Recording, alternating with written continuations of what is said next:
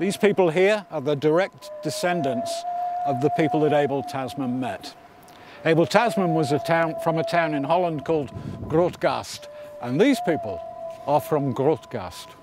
We're standing on the very northern cliffs of the South Island. Only one time ever before have Ngāti Tūmatakōkiri looked at some Dutch people in this location, and that was 375 years ago today, on the 17th of December 1642.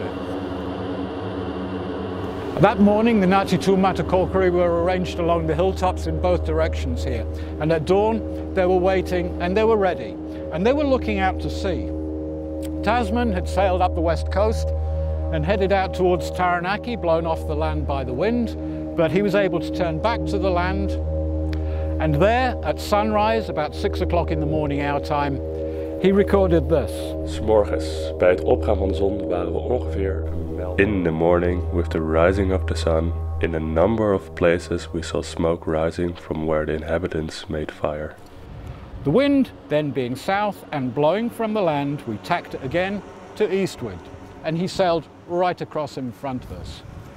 Those fires were lit by the ancestors of these people, and they were seen by brethren from your town. Ngāti Tūmatakōkiri occupied Golden Bay, Mohua, when Abel Tasman arrived in 1642. This pōwhiri at Onetahua marae is thought to be the first time the iwi have been officially welcomed back to their ancestral land. It's about being inclusive and including Tūmatakōkiri, because actually history is history.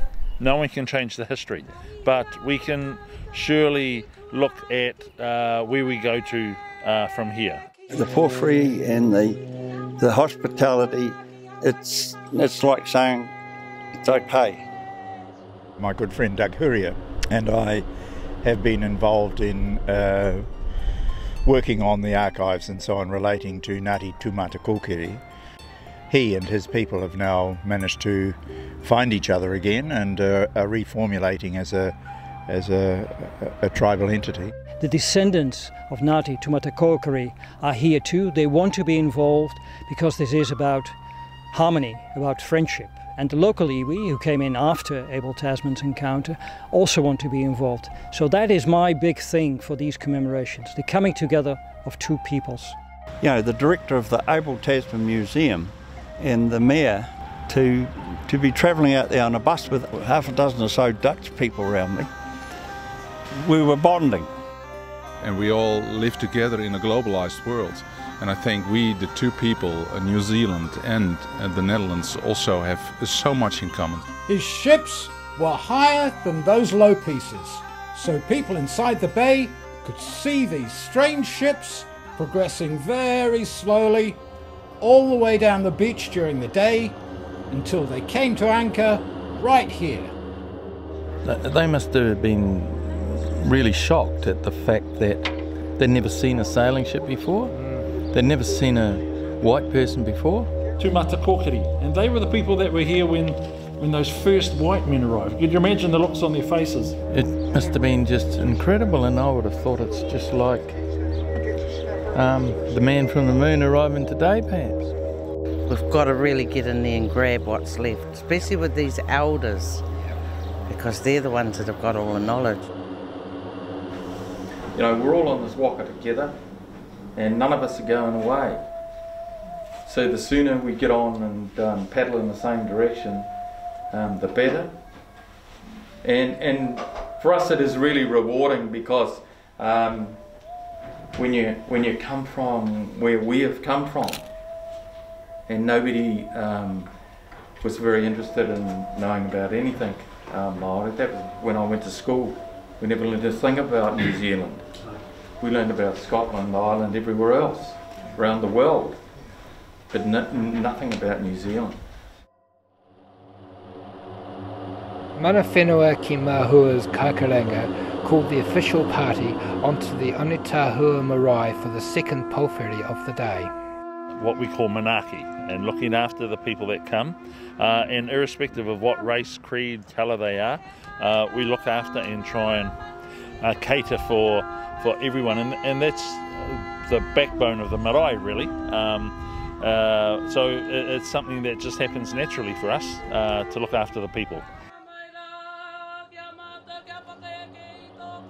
Next morning with the dawning, we saw them lift their sails, the slowest boats we'd ever seen. They moved at the speed of snails. Tasman ships turned and started coming into the bay towards this spot. And they put their anchors down right here. And his two small boats are halfway to the land over there. From Taupo Point, out come two boats to meet him. And the two small boats, seeing the waka coming towards them, go, "We don't like the look of this very much." And they come back to the Heemskerk and the Zeehan quite quickly.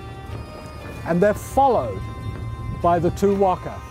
The men in the two prows began to call out to us in the rough, hollow voice, but we could not understand a word of what they said. Ze bliezen ook menigmaal op een instrument. Twice they blew an instrument that made a sound like a trumpet. We then ordered one of our sailors, who had some knowledge of trumpet blowing, to play them some tunes in answer.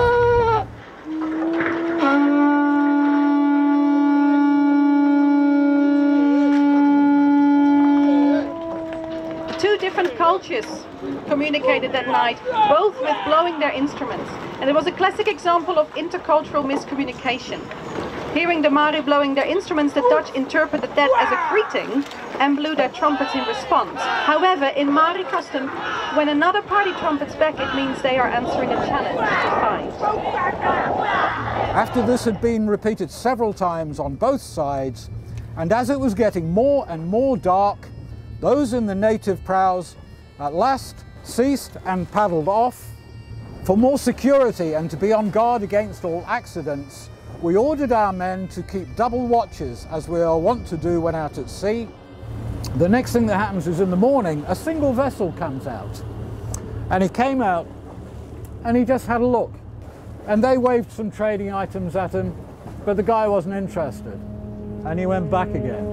We might assume that that was a reconnoiter. They go back to shore, and now 9 boats come out, and they surrounded the two ships. All of the officers of the two ships were on board the Heemskerk at this time. They were holding a ship's council. So the skipper and the first mate from the Zeehan were here on the Heemskerk. And 7 men got into a boat and started paddling across to the Zeehan. When they were halfway there, one of the Maori waka signalled to all of the others by raising their oars in the air. And then all 9 waka converged on that single rowboat halfway between us and that sailing boat there. And they were roaring and screaming as they went in. The first boat got there and hit the Dutch boat as hard and as fast as it could. And as they hit, the Maori warriors hit anyone that was standing. 4 of the men were knocked down almost immediately. The 3 that hadn't been hit dived in the water to escape the fray and started swimming back towards the Heemskerk. There was one body that was lying in the water, was taken. We don't know if this one was alive or dead. He was taken into one of the waka, and then all of the waka immediately, very quickly, started going back towards Taupo Point, such that when Tasman fired his cannons, they were already out of range. At that point, from the Heemskerk, they put out the pinnace to go and pick up the survivors and go and rescue the little boat and bring it back. And at that point, we weighed anchor and saw 22 boats near the land. 11 of those were crawling with people and heading our way. And they followed until the Heemskerk and the Zeehan were completely out of Golden Bay and sailing into open ocean. So what took place here in Golden Bay in Mohua 375 years ago was the first encounter between 2 great seafaring cultures. Both Māori and Europeans had developed very sophisticated knowledge of navigation. They undertook long ocean voyages, and they were both drawn to the far ends of the earth in a quest for new lands and new opportunities. And to commemorate this occasion, I'd like to present the the mayor, Lidgar, with a pounamu.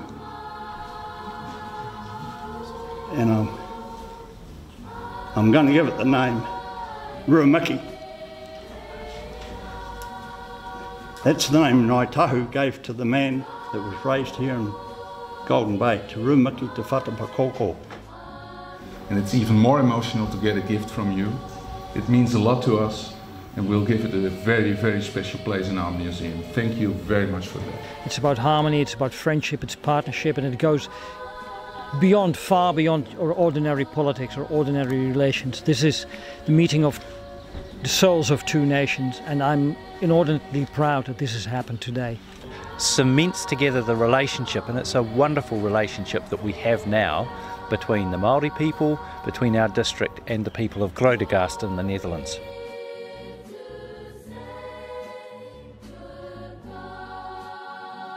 It's good to experience with different people and different cultures. That's what our ancestors done, you know, Tūmatakōkiri and the Dutch, and you know, we're there.